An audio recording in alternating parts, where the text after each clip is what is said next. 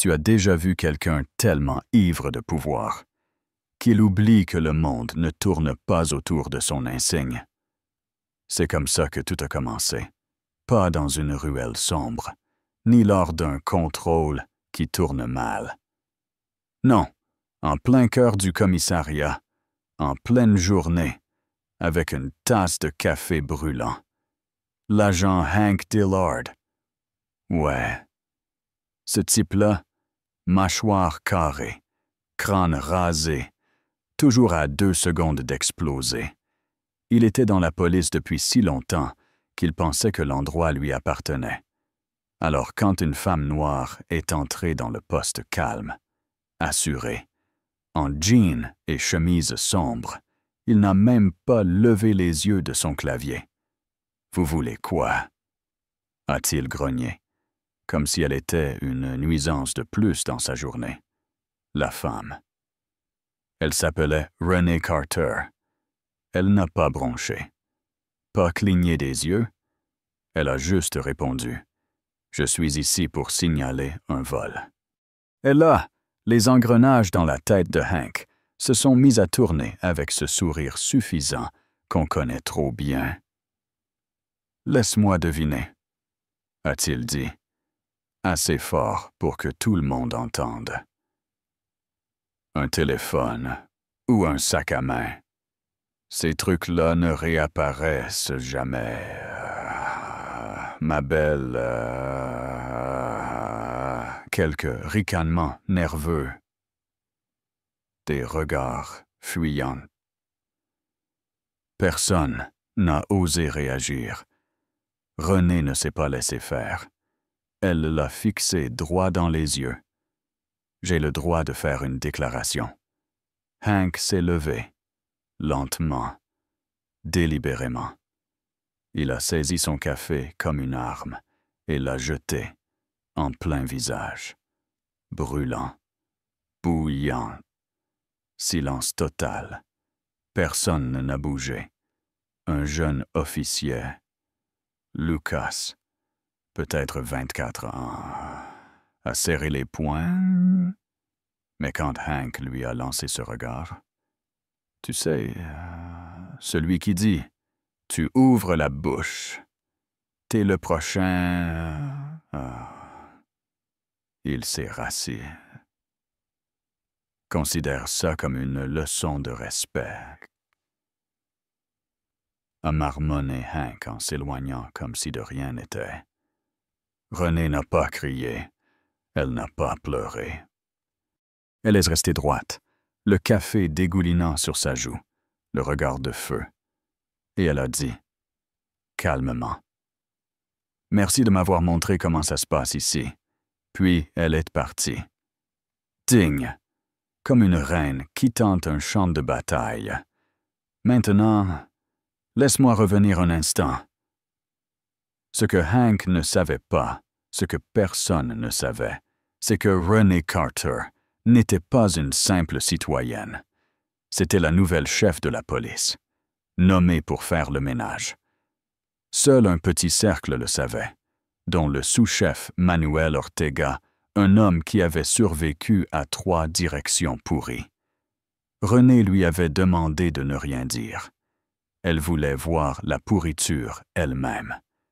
Et maintenant, elle l'avait vue, sentie, reçue en pleine figure, alors qu'elle traversait le couloir, encore brûlante de café et de colère. Manuel l'attendait déjà. « Ça va, chef ?» a-t-il demandé. « Ça ira » a-t-elle répondu. Même si sa joue la faisait souffrir, il fallait que je le voie moi-même. Le lendemain matin, elle est revenue dans le même commissariat, pas en victime, pas en simple témoin, en tant que chef Renee Carter, cheveux détachés, plaque visible, dossier sous le bras comme une épée. Tous les regards se sont tournés. Certains l'ont reconnue, d'autres pas. Jusqu'à ce qu'elle prenne la parole. « Bonjour, je suis Renee Carter, et dès aujourd'hui, je suis votre nouvelle chef de la police. » Silence de plomb. Lucas avait l'air d'avoir avalé un cactus. Hank, figé, mâchoire crispée, les yeux rivés sur René comme s'il venait de perdre son trône. Elle n'a pas attendu les applaudissements. Elle a ouvert son dossier, lu les réformes à venir, formation à l'éthique, traitement indépendant des plaintes, surveillance interne.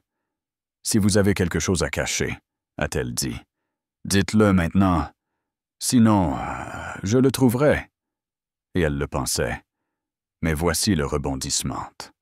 Pendant que René tentait de réformer la maison, Hank, Louis, s'agitait dans l'ombre. Il manipulait, susurrait, lançait des rumeurs. Très vite, des sources anonymes déclaraient que René était incompétente, trop radicale, trop clivante. Il a même fait sortir un vieux dossier sur une enquête prétendument mal gérée, témoins disparus, preuves égarées. Et les médias. Ils ont sauté dessus comme des vautours. Elle était attaquée de toutes parts. Et tu sais, dans un système corrompu, ce n'est pas la vérité qui parle le plus fort, c'est la peur. Mais voilà, Lucas est revenu, le même jeune flic resté muet quand Hank avait jeté le café. Il s'est présenté au bureau de René. Tard, les mains tremblantes, une clé USB à la main. Je ne pouvais pas garder ça pour moi, a-t-il dit. Dessus des mails, des documents, des preuves que Hank n'était pas juste un tyran, c'était le cœur d'un réseau.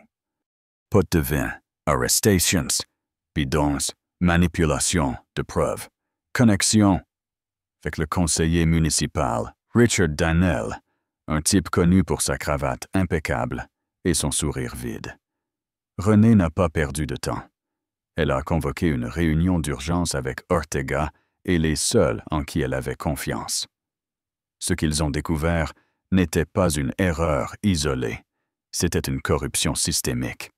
Ce n'est pas un homme qu'on affronte, a-t-elle dit, c'est une machine, mais toute machine peut être démontée. Alors le dernier acte a commencé. Hank, acculé, s'est posé en victime. Il a hurlé au complot, prétendu que René avait un agenda politique, qu'elle voulait détruire la police. Des protestations ont éclaté, des banderoles. Justice pour Hank Chef Bidon. Mais René est restée droite. Elle a tenu une conférence de presse, un dossier dans une main, sa plaque dans l'autre. Ce n'est pas une chasse aux sorcières, a-t-elle dit. C'est un face-à-face avec la vérité. Elle a tout dévoilé, les pots de vin, les couvertures, les silences complices. Les journalistes étaient bouche bée. Le conseil municipal en panique. Et Hank, il s'est présenté. Bien sûr qu'il l'a fait, encore convaincu que le système le protégerait. Il s'est approché d'elle, sourire en coin, et a dit « Tout ça, juste pour me faire tomber. René n'a même pas scié. Ce n'est pas à propos de toi, a-t-elle répondu. C'est à propos de tous ceux comme toi. Et là, on aurait pu entendre une mouche voler à la fin de la semaine. Hank Dillard était menotté. Le conseiller Dannell suspendu en attente d'enquête. Et René. Toujours debout, pas intacte, mais plus forte. Tu sais, tout le monde n'a pas applaudi. Certains disaient qu'elle en avait trop fait. D'autres, pas assez.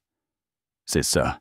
Nettoyer un endroit pourri, ça pue, même si c'est nécessaire.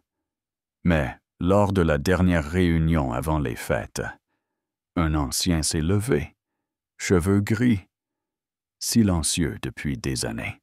« Je ne vous faisais pas confiance, a-t-il dit. Je pensais que vous étiez une politicienne de plus en uniforme. Mais je me suis trompé, puis une jeune femme, la voix tremblante. Vous n'avez pas juste sauvé le poste, dit-elle. Vous avez sauvé mon fils. Il était en train de se perdre. Mais vous l'avez vu, vous l'avez aidé. René a hoché la tête. Pas de discours, juste un souffle, une pause. Et elle a dit, « Je fais juste le boulot que j'aurais aimé qu'on fasse pour moi. » Ce soir-là, seule à son bureau, elle regardait les lumières de la ville sous la pluie, pensant à tous ceux dehors qui attendaient encore. Que quelqu'un se soucie. Les mots de sa grand-mère lui sont revenus, clairs comme l'aube. La justice. René, ce n'est pas quelque chose qu'on attend, c'est quelque chose qu'on arrache même seul. Et elle a souri, parce que maintenant, elle n'était plus seule. Et toi, t'aurais réagi?